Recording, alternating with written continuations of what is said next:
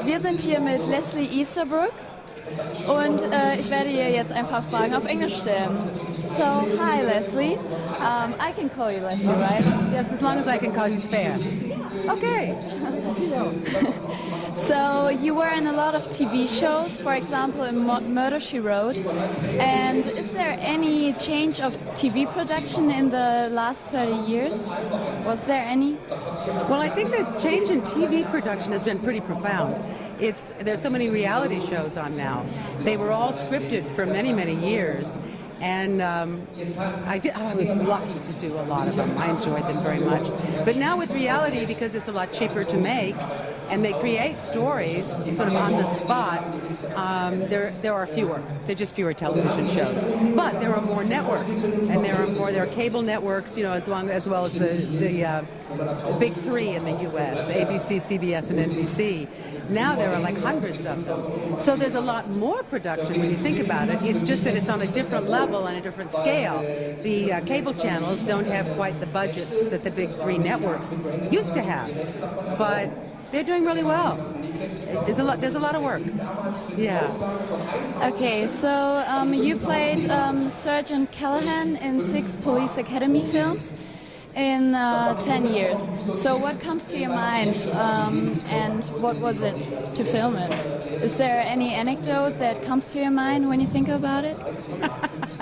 The only anecdote that comes to my mind is that, first of all, they were so much fun to do. I mean, it was a blessing to work with the cast and to be able to work on those and the scripts were pretty stupid. But the biggest blessing, well, of course, there's the friendships that we've all had for many years. But the biggest blessing is the fact that the films were so successful and surprise. Because if I come to Germany and people want pictures from Police Academy, and I think it's amazing to have an audience that's so large for slapstick comedy. But I'm thinking of stories. I just told a story recently, just a few minutes ago, actually. Somebody asked me about singing the national anthem at the Super Bowl in 1983, and they didn't think it was true, so they wanted to find out if it was. And yes, it was true. I did sing the national anthem at the Super Bowl, and I almost missed it because the limousine driver, who was supposed to drive me from the hotel to the Rose Bowl, couldn't find the Rose Bowl.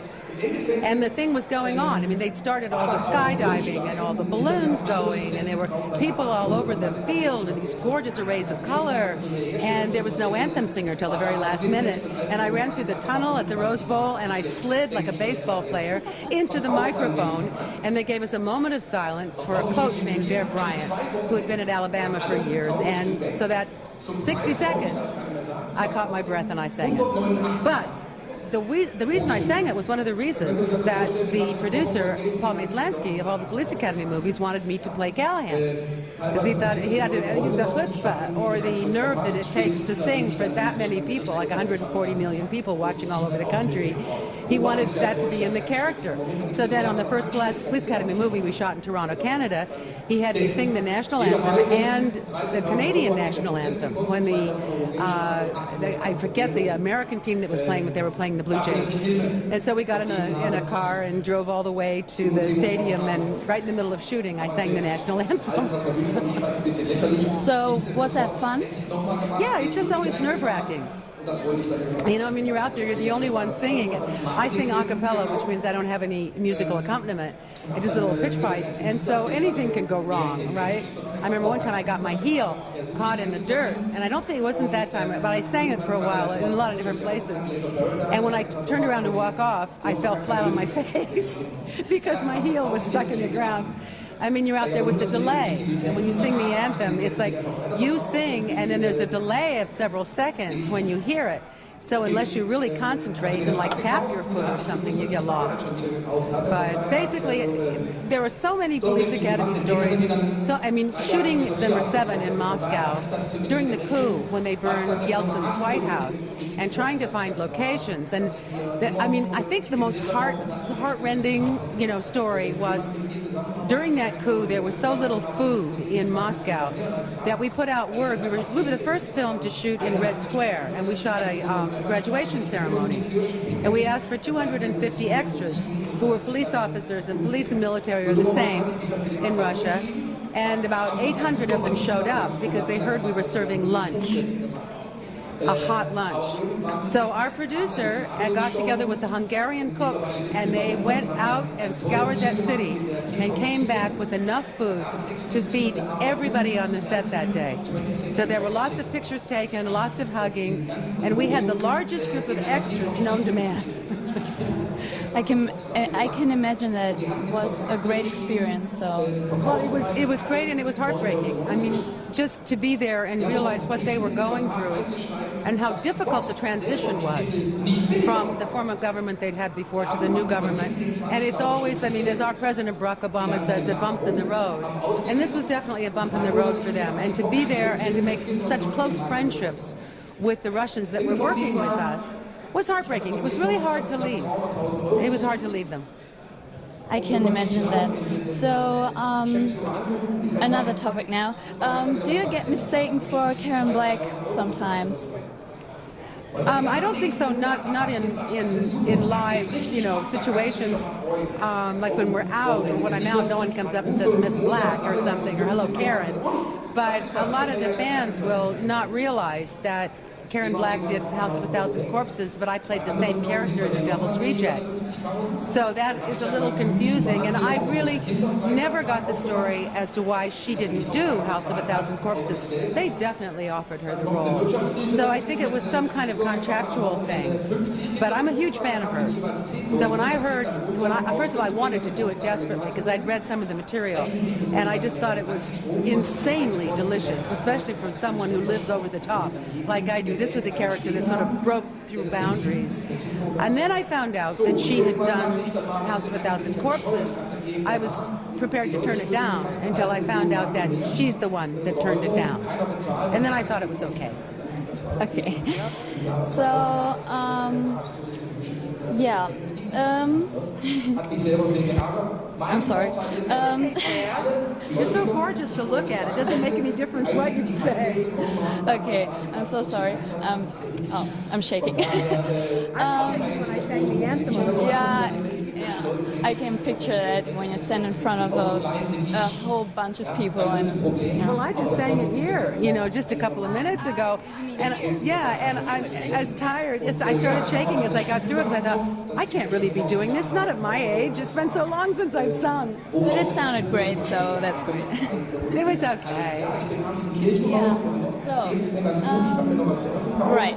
You replaced Karen Black, like you said, in Rob Zombie's House of 1,000 Corpses, and no, in the sequel, The Devil's Rejects, right? Yeah, they all kind of run together, so it's okay. And you had the role of Mother Firefly, and you also played in Zombie's Halloween. In which way does Zombie differ from other producers and directors? Well, one of the interesting things is that Rob really doesn't do any directing of a project that he didn't write. So it is so, I don't know, it's kind of wonderful because you have your writer and your director. And so many times the writers, certainly in Hollywood and the old Hollywood and in the big movies, the writers aren't even allowed on the set because it's like the director wants to have, total control. If you've got Rod, you've got both. So if you have an idea for something, you're talking to the writer, and he is the ultimate answer, the ultimate authority on what's going to be done. So when he says, yes, try something, it's very encouraging because he will, if he doesn't like it, he won't use it. And then occasionally, I know Sherry Moonzombie, his wife, and I we're shooting a scene in a kitchen, and it's before a shootout, and we could very well die, right? And we got to talking to each other about how much we loved each other. She plays my daughter, Baby. And that we may hate the rest of the world, and we may be crooks, we may be bad, but we have an enormous amount of affection and bonding in the family. So we went to Rob and we said, could we say something nice to each other, about the emotion that we're going through? And he said, yeah. And so about 10 minutes later, he walks in and he hands us this little scene that we played, which was a very sweet scene, even though it was twisted like the Firefly family. So we could have an idea, and then he could make it a really great one. He could make it a scene. And both of us are still, I think, maybe the happiest about that little scene than anything else that we did in the movie, because it was honest and it was real and it came out of the moment, but it was well written because Rob went and wrote it. He is terrific. He's absolutely terrific to work with. He listens to everybody. He watches carefully. He's clear in his direction. If he says, yes, something works, you have absolute faith that it will. If he says, no, don't do that, you don't question. You don't feel like you've been insulted. You feel like you're working with the master. So, I mean, because he writes, directs, and I've been a fan of his lyrics for a long, long time as a songwriter. I think he's terrific. So it was just a real honor to work with him. Yeah, and I think it's you can get the character more better if you're working together with the writer of the scenes, right? Yeah, because sometimes you'll have a concept of the character, the director will have a concept of the character, and if you come to loggerheads or you come to some kind of disagreement, you don't have the writer there. And the writer absolutely intended it to be done a certain way, but the two of you, so the director's always right. I mean, you don't argue with the director because ultimately he's going to be the one cutting the movie. So you want to do what he likes. But with having also be the writer, it makes a huge difference. In the Devil's Rejects, you played most of the scenes with William Forsythe, and he was playing Sheriff Whittle, right? So how much fun was it to shoot with him? It was a learning experience, and it was also a lot of fun. And it's actually, his name is pronounced Sheriff Wydell. Well, but I mean, how would you know that from reading it? His sheriff was, I said, Waddell. I mean, I said it in the movie. It was basically like a romp. I mean, it was a very physical scene. It was a very manipulative scene on both of our parts. It was a battle of who was the strongest, who could outsmart each other. It was great.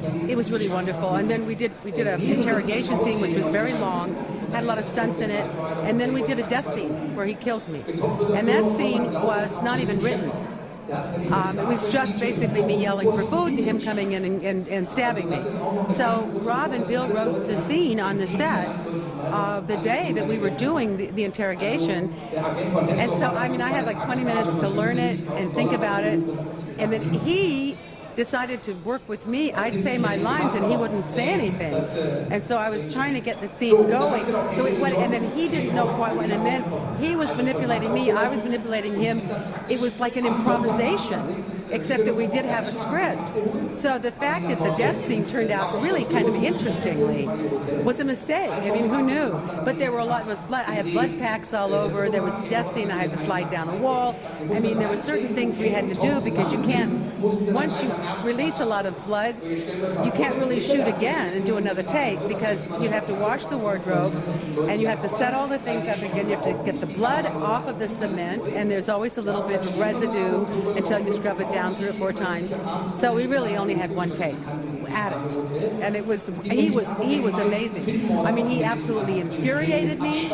He excited me. I mean, he got me to run the full gamut of emotions just because he's brilliant. William Forsythe is a brilliant actor.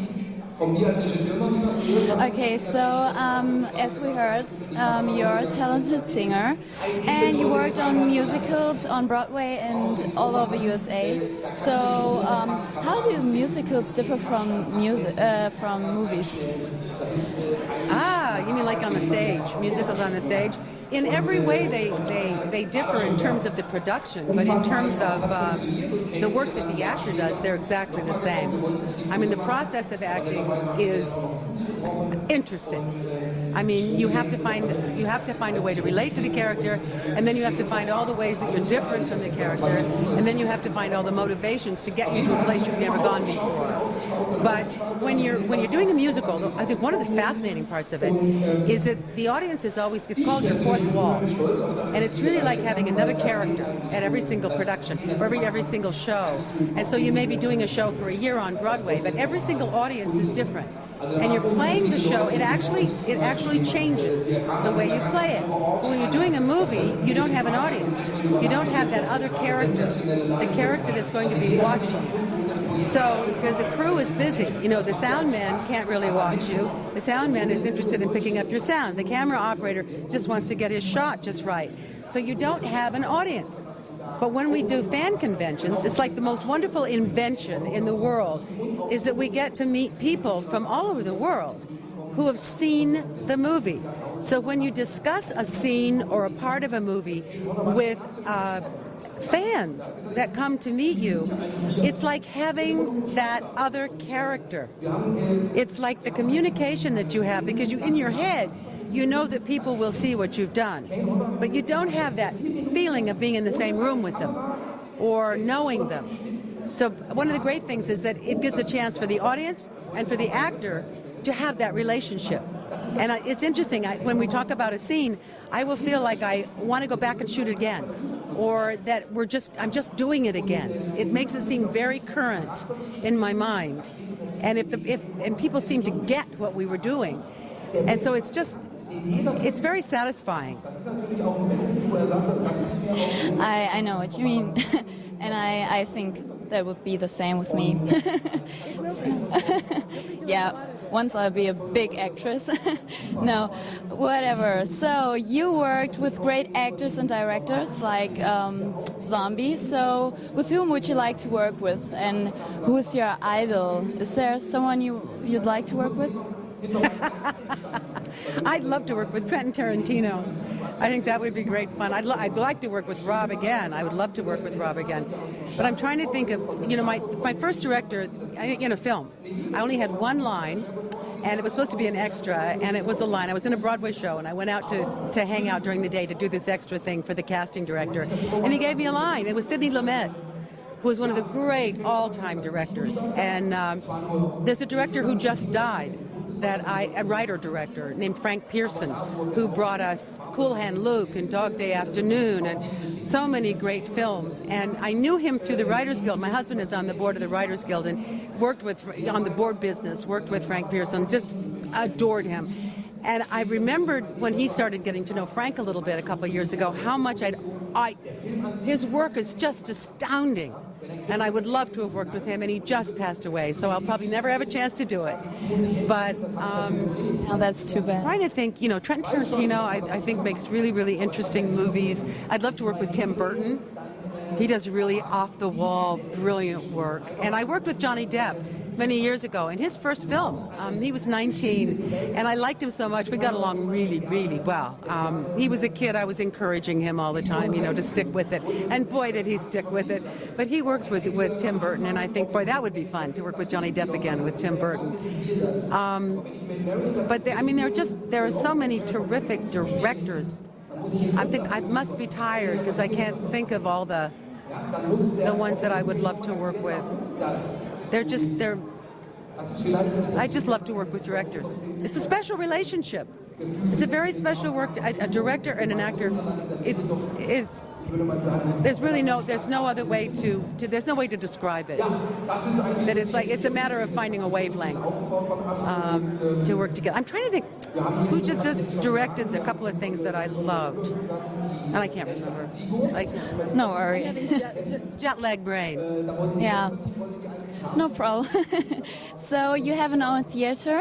It's called the Leslie Easterbrook Auditorium, and it's in Nottingham. So it's in England, and you come from LA. So why is that you build it in London and not in America?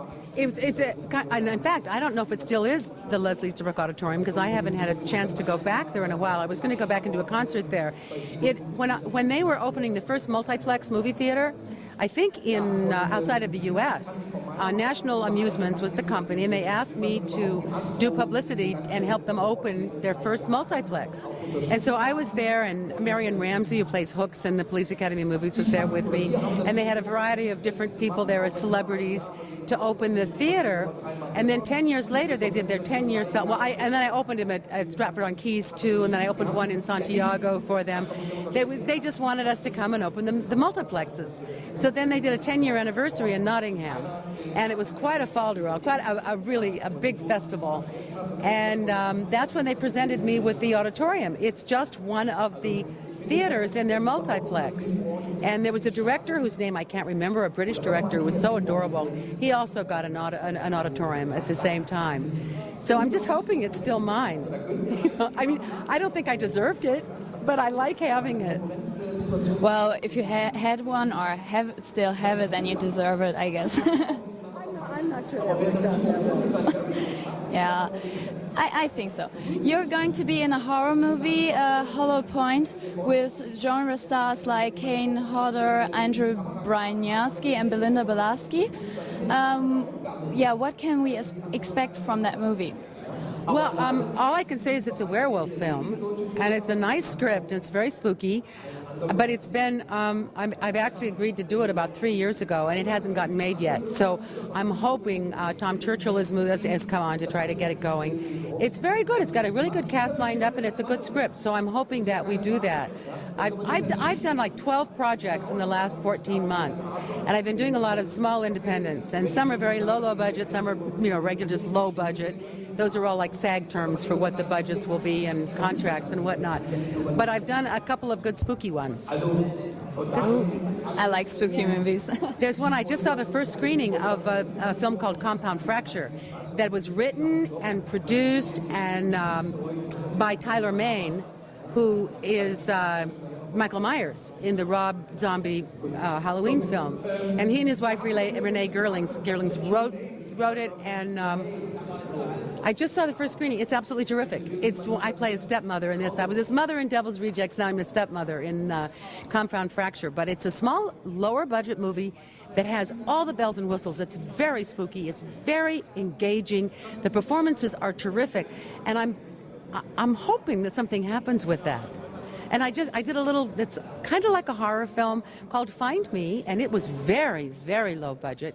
And out of thousands of submissions, it was just chosen for the Hollywood Film Festival this year in October.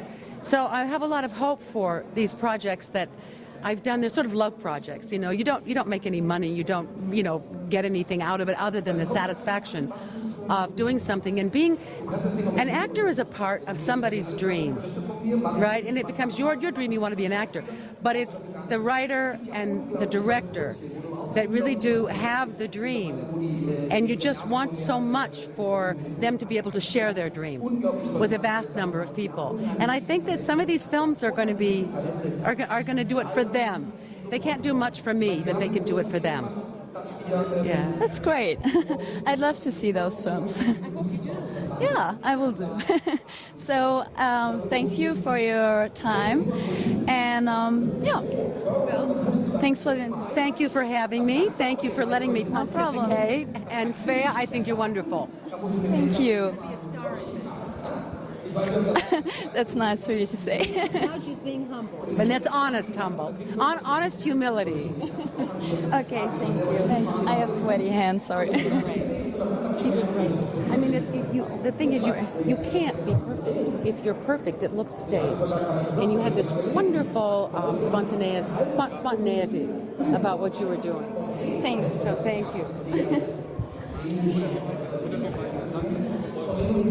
Ja, also, wir sind hier immer noch beim Hollywood-Event in Bottrop und gleich kommt Uwe Boll.